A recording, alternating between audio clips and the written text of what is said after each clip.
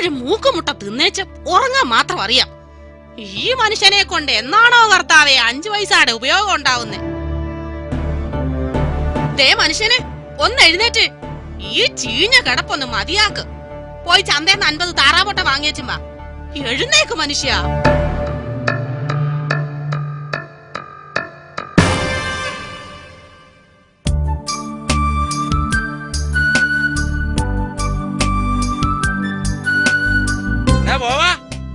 അവിടെ നിക്കടാ, ഞാനും വരുവാടാ.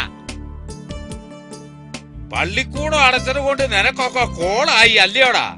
ഇനി കാള കളിച്ച് നടക്കാവല്ലോ. ഇത് കാളയല്ല ചേട്ടാ, പശുവാ. അയ്യോ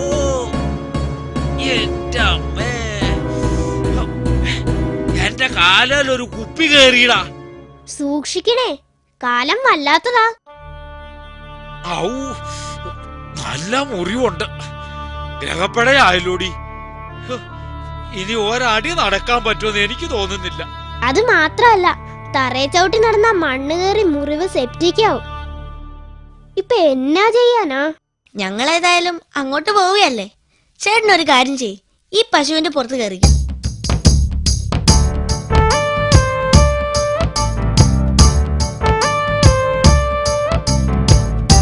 കൊള്ളാം, കാലനും ഇതുപോലെ പോത്തിന്റെ പുറത്താണല്ലോ സഞ്ചരിക്കുന്നത്. പോത്തിന് പകരം പശുവാണെന്ന് മാത്രം, സംഗതിയൊക്കെ അത് തന്നെ. എടാ അറിയാവോടാ, പണ്ട് ഞാൻ ആനപ്പുറത്തിരുന്നിട്ടുള്ളവനാ. 1948 അന്നത്തെ ആന ഇന്നത്തെ പോലെ ഒന്നും അല്ല. ഒരാനയെന്ന് വെച്ചാ എന്തായിരുന്നു, ഒരുത്തനും അടുക്കുകയല്ല. അന്നത്തെ ആന പട്ടാളത്തില് ഞാനും ഉണ്ടായിരുന്നടാ. ഓടുന്ന ആനയുടെ പുറത്തിരിക്കാൻ ഒരുമാതിരി ഉള്ളവരെ കൊണ്ടൊന്നും പറ്റുകയല്ല. പക്ഷേ ആന കൊതറിയാലും ഈ എന്നെ മറിച്ചിടാൻ ഒക്കുകയല്ല.